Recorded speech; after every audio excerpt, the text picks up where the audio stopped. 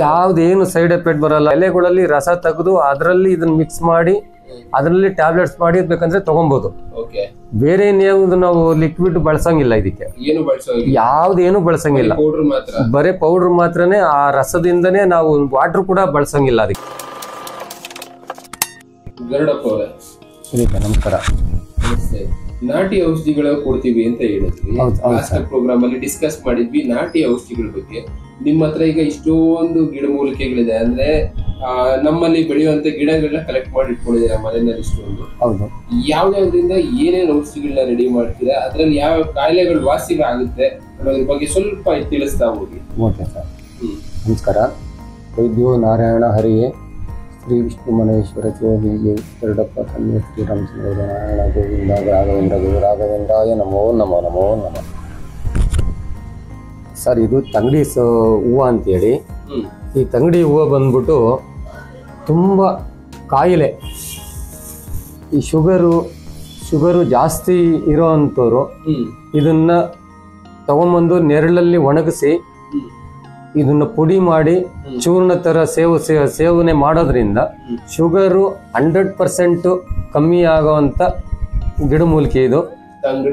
ತಂಗಡಿ ಹೂವು, ತಂಗಡಿ ಹೂವನು ಬರುತ್ತೆ, ತಂಗಡಿ ಬೀಜನೂ ಬರುತ್ತೆ, ತಂಗಡಿ ಸೊಪ್ಪುನು ಬರುತ್ತೆ, ತಂಗಡಿದು ಬೇರು ಕೂಡ ಬರುತ್ತೆ.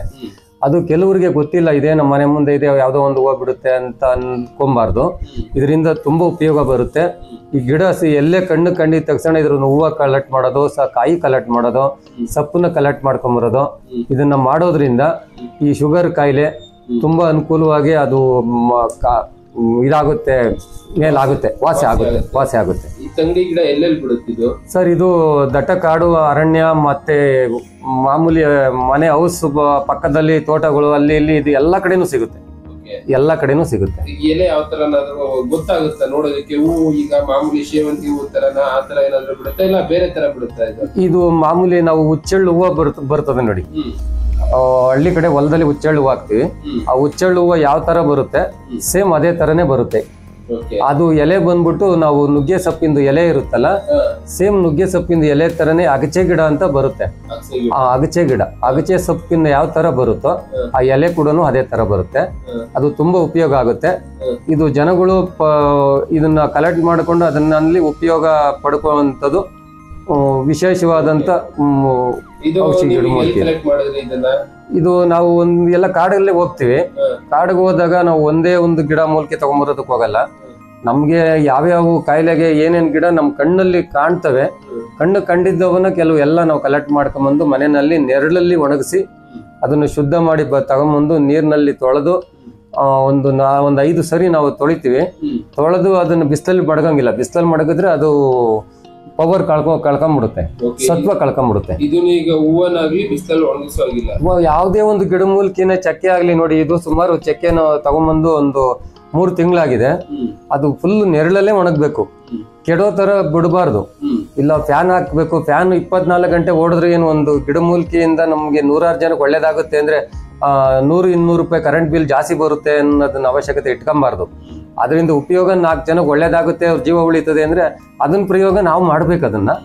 ಅದನ್ನ ತಗೊಂಡ್ಬಂದು ಏನಾದ್ರು ಎಲ್ಲೋ ಒಂದ್ ಕಡೆ ಬಿಸಾಕಿದ್ರೆ ಅದೆಲ್ಲ ಬೂಸ್ಟ್ ಇರುತ್ತೆ. ಅದನ್ನ ತಗೊಂಡ್ರೆ ತಿರ್ಗಿ ಆರೋಗ್ಯಕ್ಕೆ ಹಾನಿಕರನೂ ಆಗುತ್ತೆ. ಅದರಿಂದ ಸಮಸ್ಯೆ ಉದ್ಭವ ಆಗ್ತವೆ.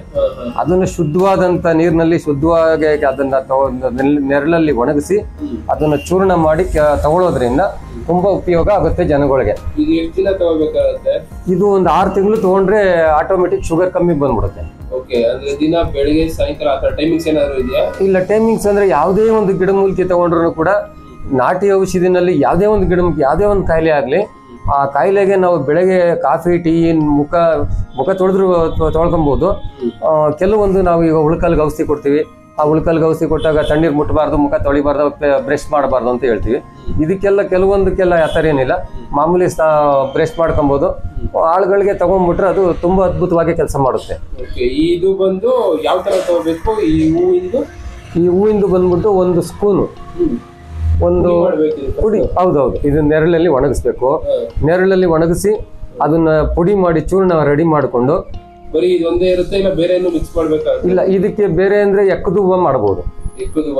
ಸ್ವಲ್ಪ ಕಹಿ ಅಂದ್ರೆ ವಿಷಕಾರಿ ಅಂತ ಇಲ್ಲ, ವಿಷಕಾರಿ ಏನಿಲ್ಲ, ಅದು ಸೈಡ್ ಎಫೆಕ್ಟ್ ಯಾವುದೂ ಆಗಲ್ಲ.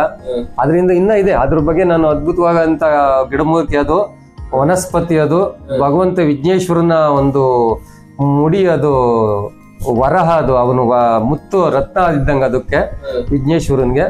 ಮನುಷ್ಯನಿಗೂ ಅದೇ ತರನೇ ವರದಾನವಾಗಿ ಕೆಲಸ ಮಾಡುತ್ತೆ. ಆದ್ರೆ ಮನುಷ್ಯ ಗೊತ್ತಿಲ್ಲ ಅಷ್ಟೇ ಜನಗಳಿಗೆ, ಯಾವ್ದ್ರ ಬಗ್ಗೆ ಏನು ಅನ್ನೋದು ಏನು ಗೊತ್ತಿಲ್ಲ ಜನಗಳಿಗೆ. ಆ ಗೊತ್ತಿಲ್ಲದೆ ಇರೋದ್ರಿಂದ ಕೆಲವೊಂದು ಎಲ್ಲ ಈ ಖಾಸಗಿ ಹಾಸ್ಪಿಟ್ಲು, ಗೌರ್ಮೆಂಟ್ ಹಾಸ್ಪಿಟ್ಲು, ಬರೀ ಹಾಸ್ಪಿಟ್ಲು ಅಂತೇಳಿ ಜನಗಳು ಇದ್ ಮಾಡ್ತಾರೆ. ಈ ತರ ನಾವು ಮಾಡ್ಕೊಳ್ಳೋದ್ರಿಂದ ಈ ಕೆಲವೊಂದನ್ನ ತಡೆಗಟ್ಟಬಹುದು. ನಮ್ಮ ಕಾಯಿಲೆನೂ ತಡೆಗಟ್ಟಬಹುದು, ನಮ್ಮ ಟೆನ್ಷನ್ ಕೂಡ ತಡೆಗಟ್ಟಬಹುದು, ನಮ್ಮ ಶಕ್ತಿ ಕೂಡ ಉದ್ಬಣ ಮಾಡ್ಕೋಬಹುದು. ಸೈಡ್ ಎಫೆಕ್ಟ್ ಏನಿಲ್ಲ. ಇದ್ರಲ್ಲಿ ಇನ್ನೂ ಒಂದಾಗುತ್ತೆ, ಇದ್ರಲ್ಲಿ ಚೆನ್ನಾಗಿ ಹೆಂಚ ಮೇಲೆ ಹುರಿದು ತುಂಬಾ ಹಳೆ ಗಾಯ ಗ್ಯಾಂಗ್ರಿಂಗ್ ಬಂದಿರುತ್ತೆ. ಆ ಗ್ಯಾಂಗ್ರಿಂಗ್ ಬಂದಿರೋದು ಮತ್ತೆ ಕೆಲವೊಂದು ಏನಾದ್ರೂ ಹುಳ ಮುಟ್ಟಿ ಅದು ತುಂಬಾ ವರ್ಷದ ಹಾಗೆ ಆಗಿದ್ರೆ, ಅದೇನಾದ್ರೂ ಮೇಲೆ ಆಗಿಲ್ಲ, ಜಾಸ್ತಿ ಆಗ್ತಾ ಇದೆ ಅಂದ್ರೆ ಇದನ್ನ ತಗೊಂಡ್ಬಂದು ಹೆಂಚ ಮೇಲೆ ಚೆನ್ನಾಗಿ ಕಪ್ಪಿಗೆ ಹುರಿದು ಅದನ್ನ ಪುಡಿ ಮಾಡಿ, ಆ ಪುಡಿನ ರಸದ ಮೇಲೆ ಅದ್ರ ರಸಕಾಡುತ್ತೆ, ಕಿವು ರಕ್ತಗಳೆಲ್ಲ ಬರ್ತಾ ಇರುತ್ತೆ. ಅದನ್ನ ಡೆಟಾಯಿಲ್ ಅಲ್ಲೋ ಇಲ್ಲ ಅಂದ್ರೆ ಬಿಸಿನೀರಲ್ಲ ವಾಶ್ ಮಾಡಿ, ಉಪ್ಪು ಹಾಕಿ ನೀರು ಹಾಕಿ ಅದನ್ನು ವಾಶ್ ಮಾಡಿಕೊಂಡು ಅದ್ರ ಮೇಲೆ ಪುಡಿ ಹಾಕಿದ್ರೆ ಅದನ್ನು ಇದರಲ್ಲಿ ಚೆನ್ನಾಗಿ ಗುಣ ಬರುತ್ತೆ. ತುಂಬಾ ವರದಾನವಾಗಿ ಕೆಲಸ ಮಾಡುತ್ತೆ. ಇದು ಒನ್ನಡಿಕೆ, ಒನ್ನಮ್ಮಡಿ ಅಂತ ಬರುತ್ತೆ, ಒನ್ನರಿಕೆ ಅಂತ ಹೇಳ್ತೀವಿ, ಅವ್ರಿಕೆ ಅಂತ ಹೇಳ್ತೀವಿ. ಒನ್ನಮ್ಮಡಿಕೆ ಅಂದ್ರೆ ಕೆಲವೊಂದು ಉತ್ತರ ಪ್ರದೇಶಗಳಲ್ಲಿ ಹೇಳ್ತಾರೆ. ಅವ್ರಿಕೆ ಅಂತಂದ್ರೆ ನಮ್ಮ ಈಗ ದಕ್ಷಿಣ ಕರ್ನಾಟಕದಲ್ಲಿ ಹೇಳ್ತಾರೆ. ನೀವು ಇದನ್ನ ಯಾವ ಕಡೆಯಿಂದ ತಗೊಂಡ್ಬಂದ್ರಿ? ಇದು ಸರ್ ಎಲ್ಲ ಕಡೆಯಿಂದನೂ ಸಿಗುತ್ತೆ. ನಾನು ಇಲ್ಲಿ ಸ್ನೇಕ್ ಕ್ಯಾಚರು ಹಾವು ಬಿಡ್ಬೇಕಂದ್ರೆ ನಾನು ಕಾಡುಗಳಿಗೆ ಹೋಗ್ತಾ ಇರ್ತೀನಿ. ನನ್ನ ಕಣ್ಣಿಗೆ ಎಲ್ಲಿ ಕಾಣ್ತವೆ ಅದನ್ನ ನಾನು ಕಲೆಕ್ಟ್ ಮಾಡ್ಕೊಂಡು ಬರ್ತೀನಿ. ಹಿಡಿದಿರೋದನ್ನ ತಗೊಂಡು ಕಾಡಿಗೆ ಬಿಡುವಾಗ ನಿಮ್ಗೆ ಈ ತರ ಸೊಪ್ಪುಗಳೆಲ್ಲ ಕಲೆಕ್ಟ್ ಮಾಡ್ಕೊಂಡು ಯಾವ್ಯಾವ ಗಿಡಗಳಿಗೆ ನಾನು ಸುಮಾರು ತುಂಬಾ ಲಾಂಗ್ ಹೋಗ್ತೀನಿ. ಮಡಿಕೇರಿ ಸೈಡು ಹೋಗಿದ್ದೀನಿ, ಈ ಕಡೆ ಆಂಧ್ರ ಕಡೆನೂ ಹೋಗಿದ್ದೀನಿ, ತಮಿಳ್ನಾಡು ಸೈಡು ಕೂಡ ಹೋಗಿದ್ದೀನಿ. ಕೆಲವೊಂದು ಗಿಡಮೂಲಿಕೆಗಳು, ಕೆಲವೊಂದು ವನಸ್ಪತಿಗಳು ಸಿಗಲ್ಲ ಅಂತ, ಎಲ್ಲಿ ಸಿಗ್ತವೆ ಅನ್ನೋದನ್ನ ನಾನು ಕೆಲವೊಂದು ಯೂಟ್ಯೂಬಲ್ಲಿ ಸರ್ಚ್ ಮಾಡ್ತೀನಿ. ಸರ್ಚ್ ಮಾಡಿದಾಗ ಇಂಥ ಬೆಟ್ಟಗಳಲ್ಲಿ, ಗುಡ್ಡಗಳಲ್ಲಿ ಇಂಥ ವನಸ್ಪತಿಗಳು ಇಲ್ಲಿ ಸಿಗ್ತವೆ ಅನ್ನೋದು ಮಾಹಿತಿನ ತಗೊಂತೀನಿ. ಅದರಿಂದ ತಗೊಂಡು ಇಲ್ಲಾಂದ್ರೆ ಗುರುಗಳ ಅನುಮತಿಯಿಂದ, ಗುರುಗಳ ಆದರ್ಶನ, ಅವರ ಒಂದು ಇದರಿಂದ ಇಂಥ ಕಡೆ ಹೋಗಿ ಸಿಗುತ್ತೆ ಅಂತ ಅಂದಾಗ ನಾನು ಹೋಗಿ ಅದನ್ನ ಕಲೆಕ್ಟ್ ಮಾಡ್ಕೊಂಡು ಬರ್ತೀನಿ ಸರ್.